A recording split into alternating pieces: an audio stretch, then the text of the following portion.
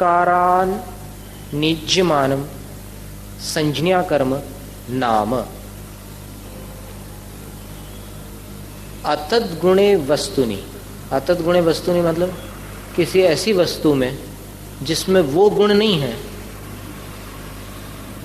लेकिन फिर भी समव्यवहारार्थम, लोक व्यवहार चलाने के लिए, काम चलाने के लिए, पुरुषकारात, पुरुषकारात यानी पुरुषार्थ के साथ, नियुज्यमानम संज्ञा कर्म। आदि पुराण में दिया है कि बच्चे का नाम कैसे रखना। बोले जब 12 दिन का बच्चा हो जाए तो फिर नामकरण संस्कार किया जाता है, वो पूरी विधिवत नाम रखने की प्रक्रिया की जाती है। तो उस पुरुषार्थ के साथ नियुज्यमानम, जो नाम नियुक्त कर दिया जाता है, संज्ञा कर्म नामकरण, उसका नाम है नाम निक्षेप। अब वैसे तो सभी मनुष्य हैं, अपन सभी जीव हैं, लेकिन फिर भी माँ बाप ने कुछ नाम दिया ना, नहीं तो नाम बिना चल नहीं सकता। ए मनुष्य ऐसे बोलने से क्या होगा, ए मनुष्य बोलने से तो काम नहीं चलने वाला। तो सबके अलग अलग नाम रख दिए जाते हैं, लेकिन उसमें क्या क्या अतद गुणे, नाम जो रखे जाते हैं वैसे गुण होना जरूरी नहीं है। अशोक नाम रखा है, दिन रात चेहरा उदास है। अशोक, जो शोक न करता हो, नास्ति शोको यस्य स अशोक। अथवा करोड़ी मल है किसी का नाम, लेकिन लाले पड़े हुए हैं खाने के। हीरा लाल है लेकिन एकदम कोयले की दुकान है, नाम है हीरा लाल। और फिर ऐसे और भी बहुत सारे नाम होते हैं जिनका कोई अर्थ नहीं। महावीर निकलता है और फिर चूहे की ध्वनि सुन करके एकदम उठ के खड़ा हो जाता है, नाम महावीर है। ऐसे बहुत सारे नाम होते हैं। तो नाम जो होता है वो काम चलाने के लिए रखा जाता है, जरूरी नहीं है कि उसका अर्थ उसमें घटित हो जाए। अब किसी में हो जाए तो बड़ी अच्छी बात है। अन्वर्थ संज्ञ सुमतिर मुनिस्त्वम, सुमतिनाथ भगवान की स्तुति में आचार्य समंतभद्र स्वामी ने कहा है कि आप सुमति, शोभना मतिर यस्य सह सुमति, सुंदर है मति जिसकी, ये नाम आप सार्थक करने वाले हैं।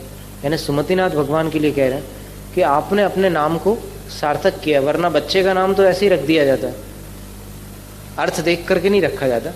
अच्छा नाम सुंदर लगना चाहिए, माँ बाप को पसंद आ जाए तो वो नाम चल पड़ता है। काष्ठ पुस्त चित्र कर्म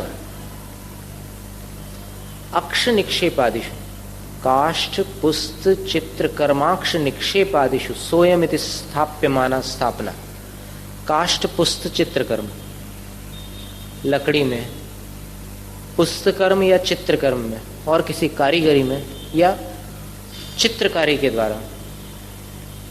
अक्ष निक्षेप आदिशु, अक्ष निक्षेप माने अक्ष का अर्थ होता है गोटियां। शतरंज के गोटे भी होते ना, ये घोड़ा है, ये हाथी है, ये वजीर है, ये राजा है, ये प्यादे हैं।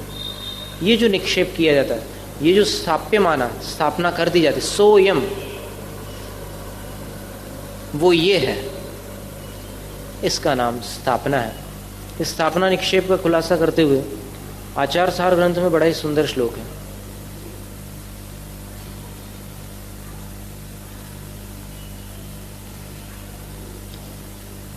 चंद्र प्रभोयम इत्यादि स्थापनाक्षतादिषु स्थापना सा निगद्यते।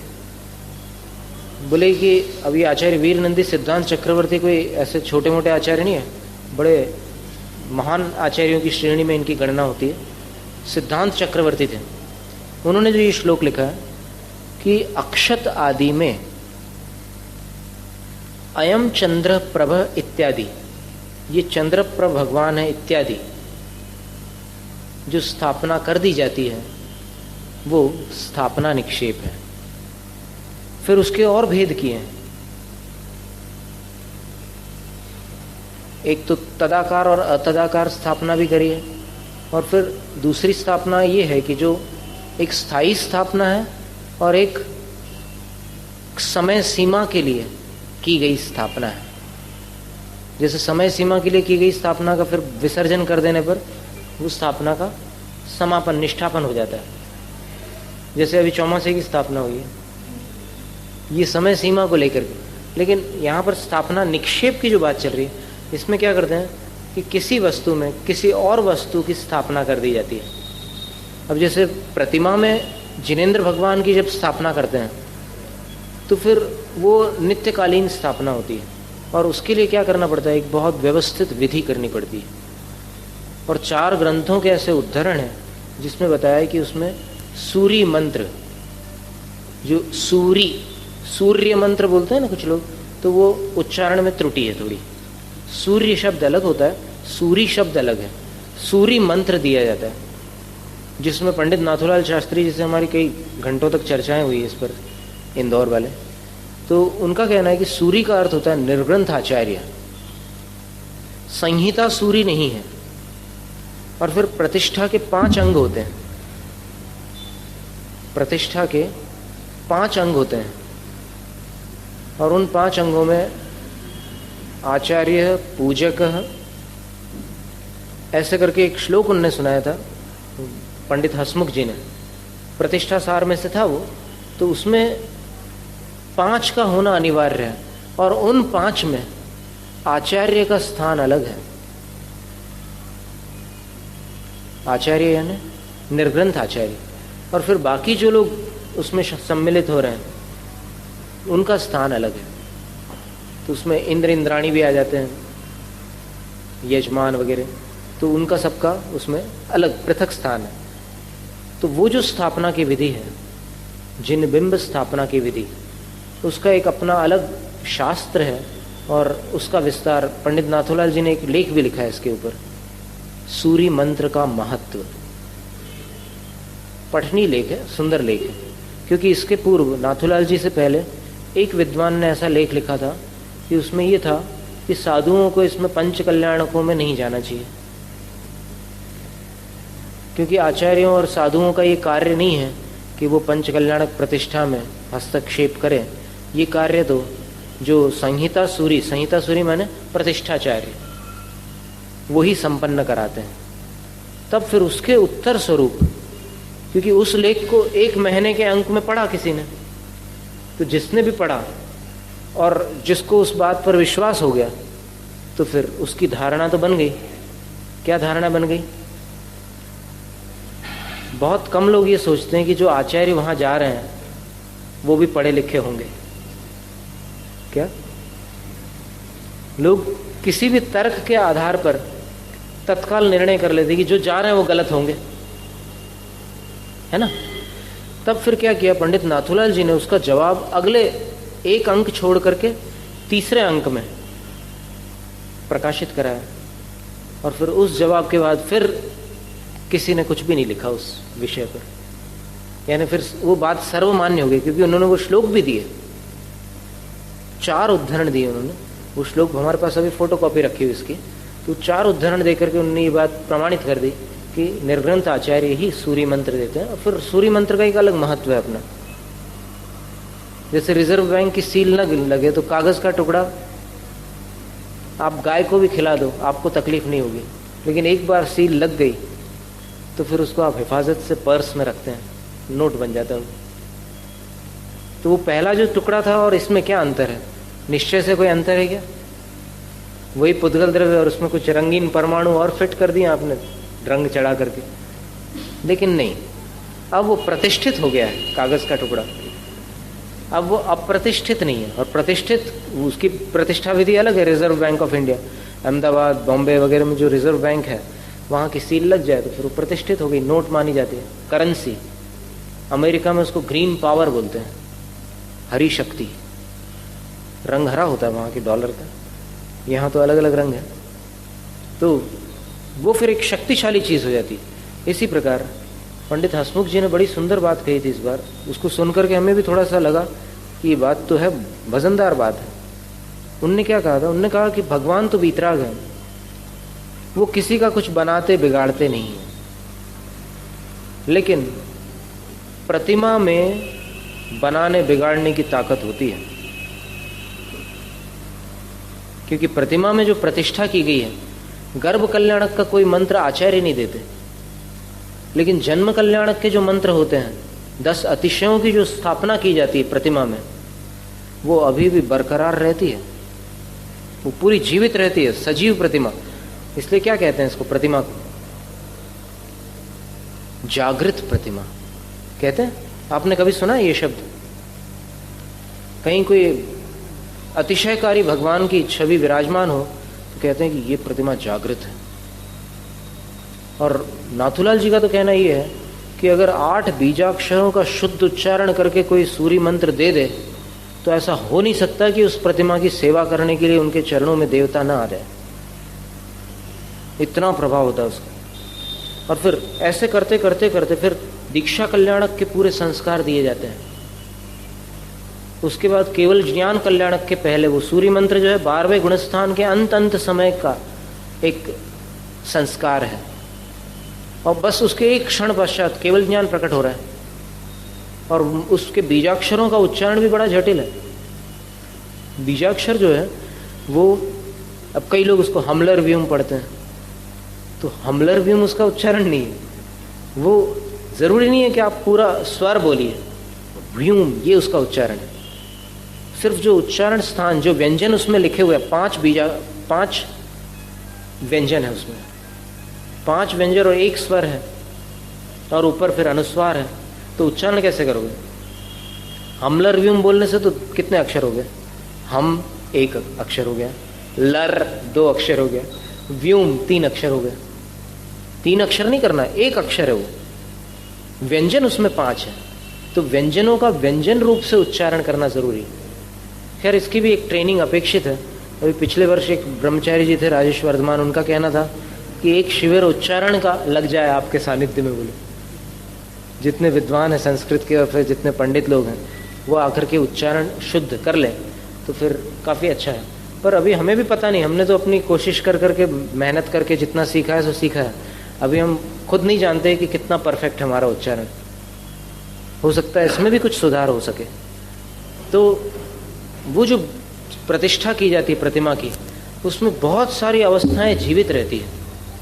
इसलिए प्रतिमा को अगर कोई ऐसा माने कि ये केवली की प्रतिमा है या 13वें गुणस्थान की अवस्था है, तो ऐसा नहीं है। इस प्रतिमा में वो जन्म के 10 अतिशय भी विद्यमान है, जीवित है। दीक्षा कल्याणक के भी मंत्र अभी प्रतिष्ठित है। इसलिए दीक्षा के बाद होने वाली घटनाएं भी अगर प्रतिमा में अपने को मिले दर्शन में, तो फिर कोई आपत्ति नहीं है। जैसे बाहुबली भगवान के शरीर पर लताएं लिपटी हुई, पार्श्वनाथ भगवान के मस्तक के ऊपर फणा है, ये सब केवल ज्ञान के पूर्व की घटनाएं हैं। लेकिन चूंकि प्रतिष्ठा विधि में वो सारी चीजें प्रतिष्ठित हैं और उनका निराकरण नहीं किया गया है। अगर निराकरण करोगे तो देखो, एक बहुत सुंदर हम आपके सामने तर्क रख रहे हैं कि वहां कल्याणक कितने किए थे महोत्सव में? 5 किए थे, तो अब चिन्ह कहां से आ गया? पंच कल्याणकों के बाद केश रहते हैं, नख रहते हैं, चिन्ह रहता है, कुछ भी नहीं रहता, वहां नाम भी नहीं रहता। लेकिन इसमें सब कुछ है। पंच कल्याण करने के उपरांत भी इस प्रतिमा में वो नाम भी है, शांतिनाथ भगवान का नाम या कोई भी भगवान का, वो चिन्ह भी है, वो केश भी है, वो प्रातिहार्य भी है। प्रतिमाएं 2 प्रकार की होती, चल प्रतिमा, अचल प्रतिमा। और फिर प्रतिमा के और भी 2 भेद हैं, जिन प्रतिमा, सिद्ध प्रतिमा। अब उसमें सिद्ध प्रतिमा, जो विशिष्ट प्रतिमा, मानस स्तंभ के ऊपर समवसरण में जो प्रतिमा होती है, वो सिद्ध प्रतिमा। सिद्ध प्रतिमा में नख, केश, चिन्ह और प्रातिहार्य ये नहीं होते। वो एक विशेष प्रकार की प्रतिमा है। और यहां जितनी प्रतिमाएं अपन मंदिर जी में विराजमान करते हैं वो पंच कल्याणकों से प्रतिष्ठित प्रतिमाएं होती है। और इसलिए अपन इसको मात्र केवल ज्ञान की अवस्था तक सीमित नहीं मान सकते। अगर सीमित तब मानेंगे जब वो पहले के जो कल्याणक किए हैं उनका निराकरण कर दो।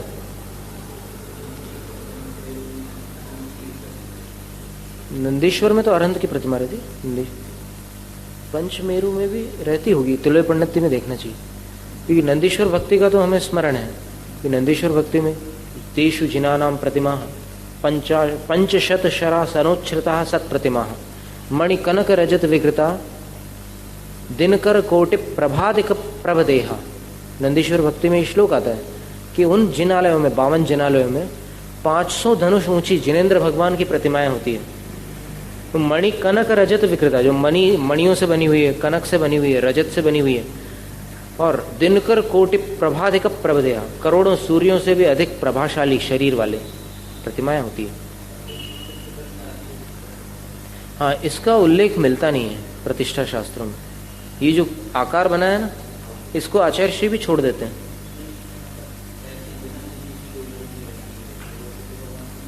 अगर चिन्ह घिस गया है तो मान नहीं सकते सिद्ध भगवान, क्योंकि काल से भी क्षरण होता है ना प्रतिमाओं में। तो फिर उसको अपन, अगर मान लो चिन्ह घिस गया है, तो अपन कैसे निर्णय करें ये जिन प्रतिमा की सिद्ध प्रतिमा?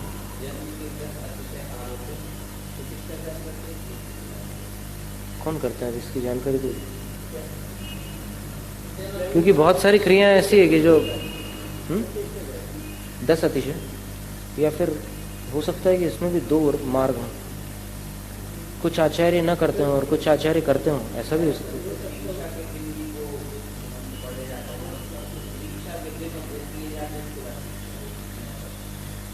नहीं, वो जन्म के तो पहले हो जाते हैं, दूसरे दिन होते हैं, मतलब तीसरे दिन गर्भ कल्याण के जो पूर्व क्रिया और उत्तर क्रिया, उसके बाद तीसरे दिन जो जन्म के 10 अतिशय होते हैं, वो उस समय आरोपित होते हैं।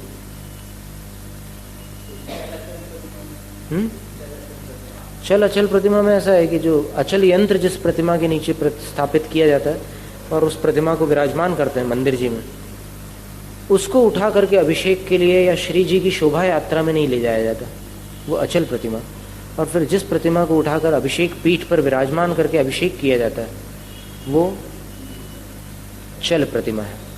और चल प्रतिमा वैसे देखा जाए तो दूसरा उसका अर्थ आचार्य कुंदकुंद स्वामी ने बोध पावड़, सूत्र पावड़ में जो उल्लेख किया, उसमें स्थावर प्रतिमा, जंगम प्रतिमा, ऐसे 2 प्रकार के प्रतिमाओं का वर्णन किया। स्थावर प्रतिमा मैंने स्थातुं शीला इति स्थावरा, जो अभी संसार में है, ऐसे अरहंत भगवान की जो छवि है, वो स्थावर प्रतिमा है। और जंगम प्रतिमा मैंने जिनने यहाँ संसार से प्रयाण कर दिया है, गमन कर दिया है, वो जंगम सिद्ध प्रतिमा, ऐसा उनने फिर विवेचन किया। तो वो चल प्रतिमा होगी निश्चित। और ऐसा होता ही था, पुरानी जो पहले की जो यात्राएं निकलती थी, अभी भी निकलती है, यात्राओं में प्रतिमाओं को लेकर के चलते हैं कई बार श्रावक लोग। और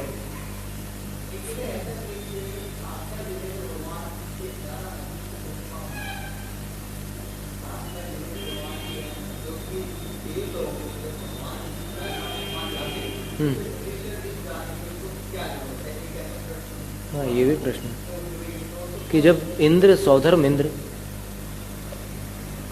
पूरे 2.5 द्वीप में 170 समवसरणों में आता जाता है, तो भी जैसे ही अष्टानिका का पर्व आता है, तो फिर वो नंदीश्वर में पूजा करने के लिए अलग से चला जाता है अपने परिकर के साथ। क्या कारण है? तो उसका भी एक अलग आनंद होता होगा और फिर उसका भी कुछ महत्व होता होगा।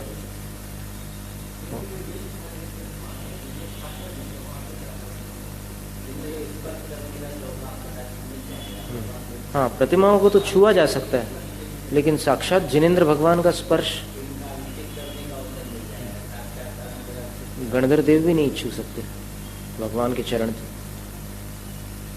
क्योंकि वो केवल ज्ञान के 10 अतिशयों में ऐसा है कि उनको छू नहीं सकता। वो जमीन भी नहीं स्पर्श करते ना, सिंहासन पर भी 4 अंगुल ऊपर रहते हैं, छूने का सवाल ही नहीं है, परछाई भी नहीं पड़ती और बहुत सारी विशेषताएं हो जाती। और फिर ये प्रक्षाल शब्द जो चला है पिछली शताब्दी से, ये कहीं आगम में नहीं आता है। प्रक्षाल सिर्फ 2 स्थानों पर बतलाया था हमने कभी, गुरुओं का पाद प्रक्षालन नवधा भक्ति के अंतर्गत, और अभिषेक के पीठ का प्रक्षालन, जिस आसन पर भगवान को विराजमान करके अभिषेक करते हैं उसका प्रक्षालन किया जाता है। भगवान का प्रक्षालन नहीं किया जाता। प्रक्षालन का अर्थ क्या है? धोना। भगवान को धोया नहीं जाता, भगवान के अभिषेक से अपने पापों को धोया जाता है। तो स्थापना निक्षेप, इसलिए अभी इस बात का विवाद करना भी उचित नहीं है कि चावलों में स्थापना करने की क्या आवश्यकता है। जब साक्षात भगवान सामने प्रतिमा में स्थापित है तो फिर अलग से स्थापना क्यों कर रहे हैं? अलग से स्थापना अपनी पूजा करने के लिए अपन कर रहे हैं कि उस पूजा करते समय उतनी देर के लिए अपन और निकट कर लेते हैं भगवान को अपने, क्योंकि मंदिर जी में तो भगवान विराजमान है कई दिनों से, लेकिन पूजा के समय क्या करते हैं, उस ठोने के ऊपर चावलों के दानों को विराजमान करके उसमें भगवान की स्थापना करते हैं। अत्रावतरावतर संवौषट आह्वानम, आह्वान किया।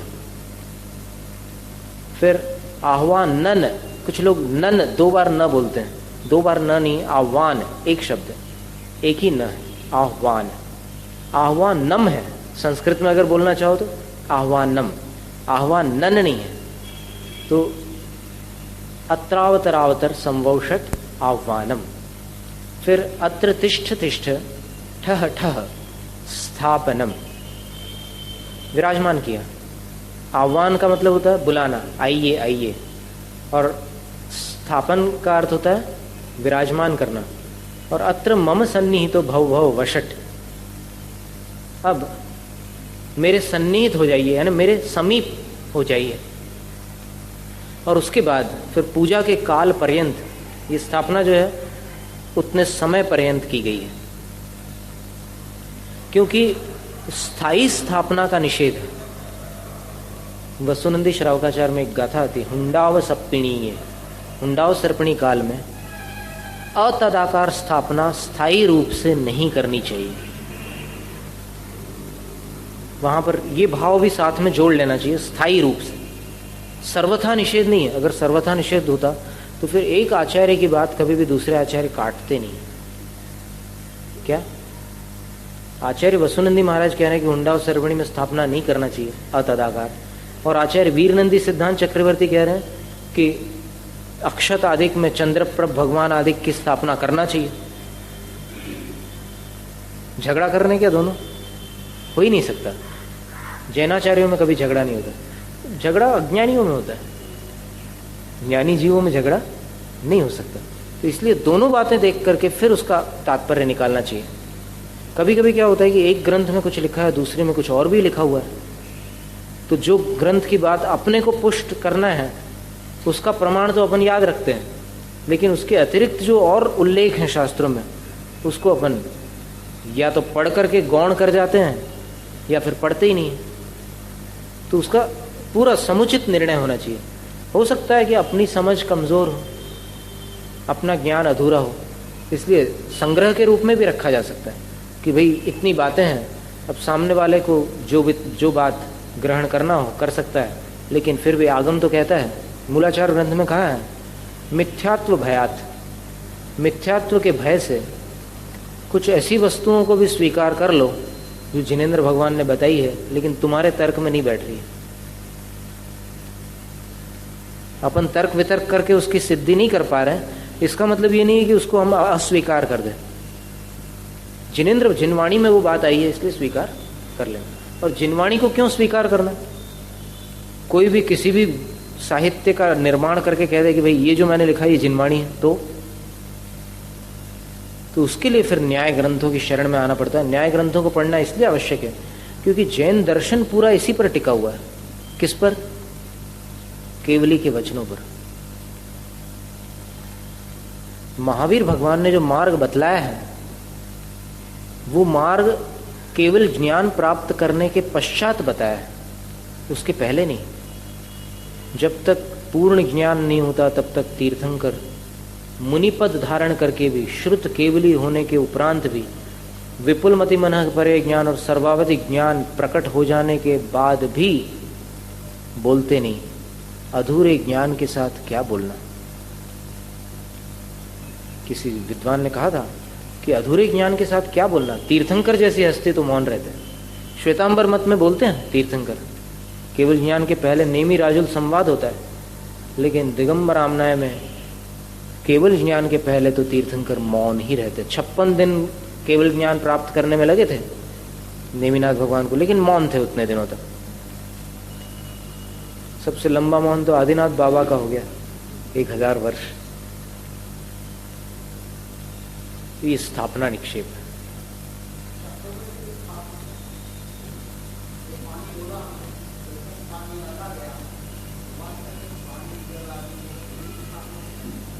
ये थोड़ा सूक्ष्म दृष्टि से देखें तो वैसा होता।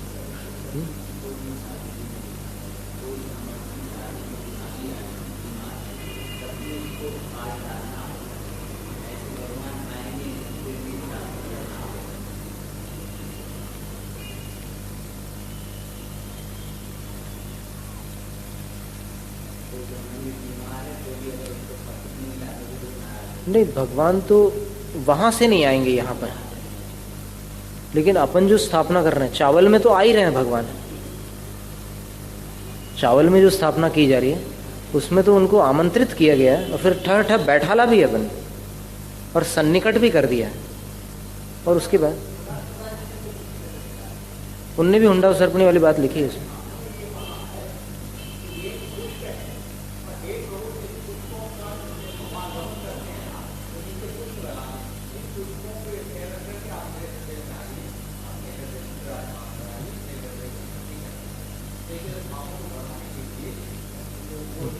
ये एक प्रकार की भावना हो गई, पर जो विधि है उसमें तो आचार्य वीरनंदी स्वामी तो यही कह रहे हैं कि वो अक्षत में ही विराजमान हो रहे हैं। ठीक है, वो तो जैसे भी कल्पना करो, लेकिन ये जो विधि है इसका निषेध नहीं होना चाहिए। अभी काफी विवाद हो गया था। विवाद का मतलब संवाद कह लो, उसको कुछ भी कह लो मतलब एक महाराज श्री सुधासागर महाराज श्री और फिर पंडित मूलचंद लोहाड़िया जी, इन दोनों में काफी चर्चा चलती रही। 20-25 मिनट निकल गए उसमें। सुधासागर महाराज जी का कहना था होगी स्थापना बोले, और फिर उनका कहना था कि क्यों होगी, जब इतनी बड़ी मूर्ति विराजमान है तो फिर चावल में क्यों भगवान की स्थापना होगी। और इस पर बहुत समय निकल गया। हम बार बार कोशिश कर रहे थे कि थोड़ा सा हमें कुछ मिले बोलने, चांस ही नहीं मिल रहा था। तो 20-25 मिनट के बाद फिर हमने कहा कि महाराज श्री बस एक अनुरोध है कि ये वाला जो श्लोक है, पिछले पृष्ठ पर एक श्लोक था वो स्थापना वाला, उन्होंने बोला कि इस पेज पर पंडित जी पढ़ ले इस श्लोक का और फिर अर्थ देख ले क्या है इसका।